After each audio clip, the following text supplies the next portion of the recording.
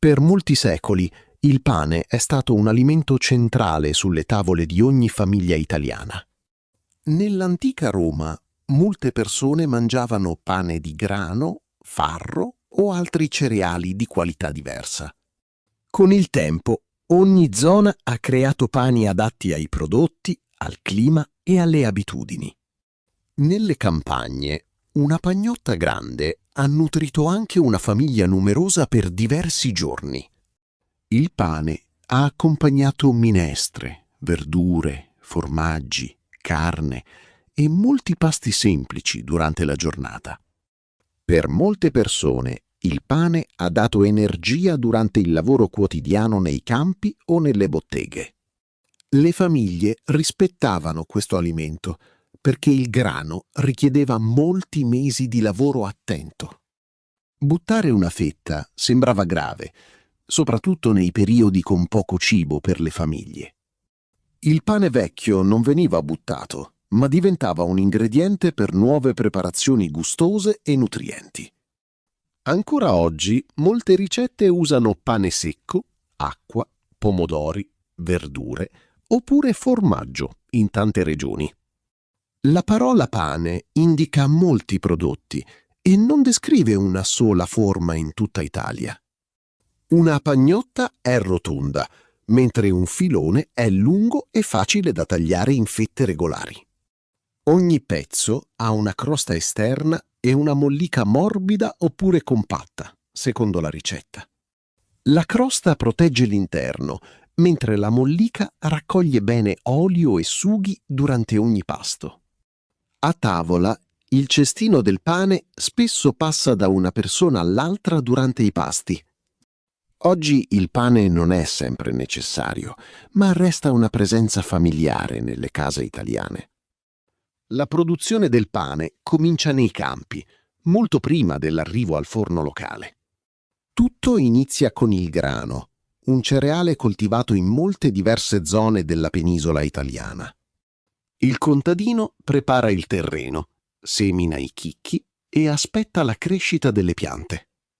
Il periodo della semina cambia secondo il tipo di grano, il clima e la zona scelta. Durante i mesi successivi, il sole e la pioggia aiutano le spighe a maturare bene. La spiga contiene molti chicchi e ogni chicco può diventare una piccola parte della futura farina. Quando il grano è maturo, gli agricoltori raccolgono le spighe con macchine agricole moderne. In passato questo lavoro ha richiesto molte persone, strumenti semplici e parecchia fatica fisica ogni anno. Dopo il raccolto, i chicchi vengono puliti e conservati in luoghi sicuri e asciutti. Poi il grano arriva al mulino, il luogo dove i chicchi diventano farina. Le macine tradizionali sono grandi pietre molto dure e schiacciano lentamente i chicchi del grano. Oggi molti mulini usano grandi cilindri moderni di metallo, ma alcuni lavorano ancora con pietre. La parte interna del chicco produce farina chiara, mentre le parti esterne danno anche crusca. La crusca è il rivestimento esterno del chicco ed è sempre presente nella farina integrale. La farina integrale conserva più parti del chicco e mostra un colore naturalmente più scuro. Il grano tenero offre farine comuni per molti pani italiani, pizze e prodotti da forno. Il grano duro produce soprattutto una semola gialla, una farina granulosa molto usata nel sud. Acqua, terreno e lavoro cambiano il grano e quindi cambia il sapore del pane ottenuto. Ogni sacco di farina contiene il risultato del lavoro cominciato nei campi molti mesi prima. Il lavoro tradizionale del fornaio comincia spesso la sera, mentre il paese diventa silenzioso ogni giorno. Il fornaio prepara farina, acqua, sale e lievito sopra un grande e robusto tavolo di legno. Il lievito aiuta l'impasto a crescere ed esiste in diversi tipi: fresco, secco oppure naturale. Il lievito naturale nasce da farina e acqua e viene curato ogni giorno con attenzione. Il fornaio mescola gli ingredienti con le mani, poi lavora lungo la massa con energia. Questa massa si chiama impasto e deve diventare elastica, liscia e uniforme al tatto. Impastare richiede forza, attenzione e un movimento regolare delle braccia e delle mani. In molti forni, tutta la famiglia del fornaio partecipa alle diverse attività della notte. Una persona pesa l'impasto e un'altra prepara pagnotte, filoni oppure piccoli panini di forme diverse. Il peso deve essere preciso, perché ogni pezzo deve cuocere con lo stesso buon risultato. Il fornaio usa una bilancia, coltelli, ceste e molti altri attrezzi per il grande forno. Un attrezzo importante è la pala, una tavola larga e piatta con un lungo manico. Con la pala il fornaio mette bene il pane nel forno e lo prende dopo la cottura. Intanto il profumo esce dalla bottega e arriva nelle strade ancora vuote del paese. Al mattino i primi clienti trovano il banco pieno di pane fresco e caldo. Il fornaio conosce le abitudini delle famiglie e prepara quantità diverse con cura ogni giorno. Questo lavoro ha orari difficili e una grande responsabilità verso tutte le famiglie. Infatti, un intero quartiere aspetta il pane fresco per iniziare la giornata con nuova energia. Dopo la preparazione, l'impasto riposa in un luogo protetto bene dal freddo e dalle correnti d'aria. Durante il riposo, il lievito produce gas e forma piccole bolle dentro la massa morbida. Queste bolle fanno crescere l'impasto e questo importante e naturale processo si chiama lievitazione. La lievitazione può durare poche ore, oppure può continuare in modo molto più lento. Il tempo dipende dal lievito, dalla temperatura, dalla farina e dalla ricetta scelta in quel giorno. Una crescita lenta spesso sviluppa profumi intensi e rende anche il pane più facile da conservare. Dopo il primo riposo, il fornaio divide la massa e crea le forme desiderate con attenzione. Le mani formano con cura una pagnotta, allungano un filone o chiudono un piccolo panino. Alcuni pani ricevono tagli sulla superficie, così il calore può aprire bene la crosta nel forno. Le forme riposano ancora, poi il fornaio controlla il volume con i suoi occhi esperti. Prima della cottura, il forno deve raggiungere una temperatura alta, stabile e uniforme. I vecchi forni a legna accumulano calore nelle grandi pareti di pietra o mattoni pesanti. Il fornaio sposta la brace, pulisce il piano e introduce rapidamente ogni pagnotta con la pala. Nel forno caldo, l'acqua dell'impasto diventa vapore e il pane aumenta ancora molto di volume. Poi la superficie perde acqua, cambia colore e crea una crosta dura e profumata. La mollica resta più umida e le bolle lasciano spazi grandi o piccoli al suo interno. Un colpo leggero sotto il pane aiuta il fornaio a controllare bene la cottura finale.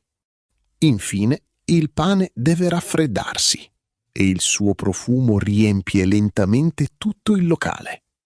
Nel nord Italia, il clima, le montagne e le coltivazioni hanno creato pani regionali molto diversi. Nelle zone alpine cresce anche la segale, un cereale molto resistente al freddo intenso. La farina di segale dà un pane molto scuro, compatto e dal sapore molto deciso. Questo pane resta buono a lungo, una qualità utile nei paesi di montagna più isolati. Spesso la segale viene mescolata con il grano, così la mollica diventa più leggera. In altre zone settentrionali, il mais ha preso spesso il posto del grano nel cibo di ogni giorno. Con il mais si prepara la polenta, che ha accompagnato molti pasti delle famiglie rurali. Così la presenza del pane è cambiata secondo il luogo e le risorse locali disponibili. Il Piemonte è conosciuto per i grissini, bastoncini di pane lunghi, sottili, secchi e croccanti. I grissini si spezzano facilmente e possono accompagnare antipasti, formaggi oppure un pasto completo italiano. In Lombardia la michetta è un piccolo pane leggero con una forma simile a un fiore. La michetta ha molta aria dentro e una crosta molto sottile, asciutta e croccante fuori. In Veneto è nata la ciabatta, un pane basso e lungo con grandi buchi interni.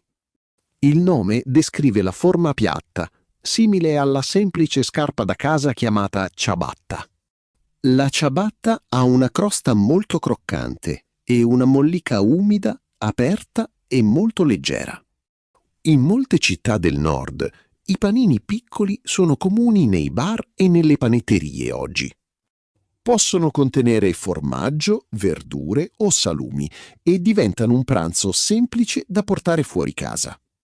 Così il pane del nord mostra differenze tra montagne, pianure, città e abitudini del territorio. Nel centro Italia il pane cambia ancora e alcune tradizioni hanno caratteristiche molto riconoscibili oggi. In Toscana spesso il pane viene preparato senza sale, quindi il suo sapore resta molto delicato. Questo pane accompagna bene molti cibi saporiti, come formaggi, salumi, zuppe dense e salse. La crosta è spesso spessa e scura, mentre la mollica interna è compatta e chiara. Anche in Umbria e nelle Marche esistono pagnotte semplici, adatte ai prodotti della zona. Nel Lazio sono comuni diversi pani caserecci, cioè pani rustici simili al pane fatto in casa. Questi filoni hanno spesso una crosta forte e una mollica adatta ai sughi densi e caldi. Verso il sud, il grano duro diventa più presente nella preparazione quotidiana del pane locale. La semola dà un colore dorato, un profumo intenso e una consistenza particolare della mollica. In Puglia, molti pani di semola hanno grandi forme e una crosta spessa e resistente. Il pane di Altamura è legato al suo territorio e usa semola locale di grano duro. In Basilicata, il pane di Matera ha forme alte e una tradizione locale molto antica. In Campania il pane può avere una crosta scura e una mollica elastica e morbida. In Sicilia alcuni pani sono coperti di sesamo, piccoli semi chiari e profumati sulla crosta. In Sardegna il pane carasau è molto sottile, secco, rotondo e croccante, perché viene cotto 2 volte. La sua cottura crea fogli leggeri, facili da conservare e portare lontano durante lunghi viaggi. Nel centro e nel sud, per le feste religiose, sono nati anche pani con forme speciali. Ogni forma mostra il rapporto tra farina, clima, lavoro e storia di una comunità locale. Dopo il forno, il pane entra in cucina e accompagna molti momenti della giornata in Italia. Una merenda molto semplice nasce da una fetta di pane e poco olio d'oliva italiano. L'olio entra nella mollica, mentre un poco di sale completa il sapore del pane. In molte case, pane e olio è stato uno spuntino comune per generazioni in Italia. Si prepara in pochi minuti, costa poco e usa ingredienti presenti nella cucina di casa. Il pane può accogliere pomodoro fresco, aglio oppure semplici erbe aromatiche usate nella cucina locale. Una fetta tostata con olio e altri ingredienti diventa una bruschetta calda e profumata. La tostatura rende la superficie più secca, calda e piacevolmente croccante durante il pasto. Durante i pasti, un pezzo di pane può raccogliere il sugo rimasto nel piatto con facilità. Questo gesto semplice permette di mangiare la salsa e riduce gli avanzi di cibo. Il pane secco offre ancora molte possibilità, quindi le famiglie non devono buttarlo troppo presto. Le persone grattugiano il pane secco e ottengono pan grattato per polpette, verdure e piatti caldi cotti al forno. In Toscana il pane vecchio entra nella panzanella insieme a pomodoro, cipolla e verdure fresche estive. La panzanella è fresca, mentre altre ricette con pane diventano zuppe calde e dense. La ribollita toscana unisce pane, verdure e legumi in un piatto molto sostanzioso e nutriente. La pappa al pomodoro usa pane, pomodoro, olio e semplici profumi della cucina italiana casalinga. A colazione, alcune persone mangiano pane con marmellata, oppure con creme spalmabili, ad esempio la Nutella.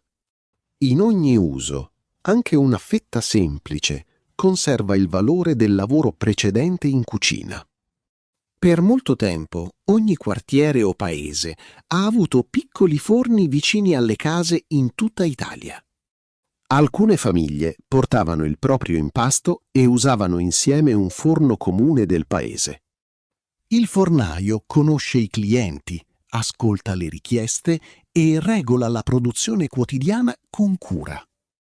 Nel Novecento le città sono cresciute e molte abitudini familiari sono cambiate in modo rapido. Nuove macchine hanno reso la produzione più veloce e hanno ridotto parte della pesante fatica quotidiana. Grandi laboratori hanno iniziato a preparare quantità maggiori per molti negozi diversi delle città moderne. I supermercati hanno offerto pane, confezioni e orari comodi nello stesso luogo per tante persone. Molti clienti hanno scelto prezzi bassi, acquisti rapidi e molti prodotti sempre disponibili ogni giorno. Intanto diversi piccoli forni hanno chiuso, soprattutto nei paesi con sempre meno abitanti e clienti. Dopo ogni chiusura, il quartiere ha perso un profumo, un mestiere e un luogo di incontro. Negli ultimi anni, però, molte persone hanno cercato nuovamente pani artigianali nei piccoli forni locali. Artigianale indica un prodotto fatto con lavoro, attenzione e metodi che non sono completamente industriali. Alcuni giovani fornai hanno recuperato vecchi lieviti naturali, farine locali e tempi lunghi di riposo. Altri forni hanno collaborato con agricoltori e mulini vicini per scegliere il grano migliore possibile. I clienti hanno iniziato a chiedere informazioni sulla farina e sulla lievitazione usata nel pane. Questo interesse ha dato nuovo valore al mestiere e alle differenze regionali di ogni zona. Un piccolo forno oggi deve unire qualità, prezzi sostenibili e organizzazione moderna per restare aperto. Quando un forno resta aperto, le persone del quartiere si incontrano per comprare il pane. Oggi il pane si compra nelle panetterie, nei supermercati, nei mercati e in alcuni negozi alimentari italiani. In una panetteria, il cliente vede forme diverse sul banco oppure dietro una vetrina ben illuminata. Il profumo aiuta la scelta, ma sono importanti anche farina, consistenza e uso previsto del pane.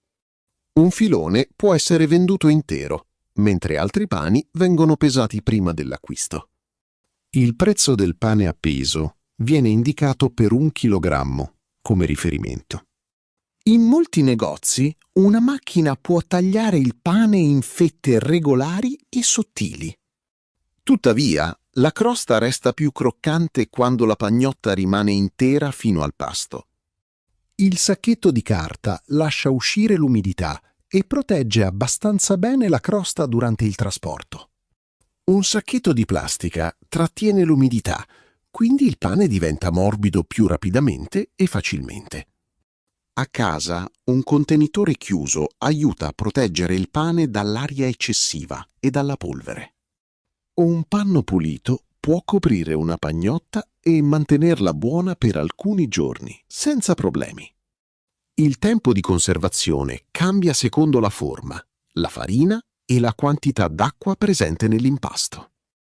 Una pagnotta grande e compatta dura spesso più di un panino molto piccolo e leggero. Per periodi più lunghi, molte persone tagliano il pane e lo mettono nel congelatore di casa. Le fette separate sono pratiche perché si può prendere soltanto la quantità necessaria per ogni pasto. Comprare con attenzione e conservare bene il pane riduce gli sprechi e rispetta tutto il lavoro precedente. Quale pane italiano vorresti trovare ogni mattina nel forno del tuo quartiere? Scrivilo nei commenti.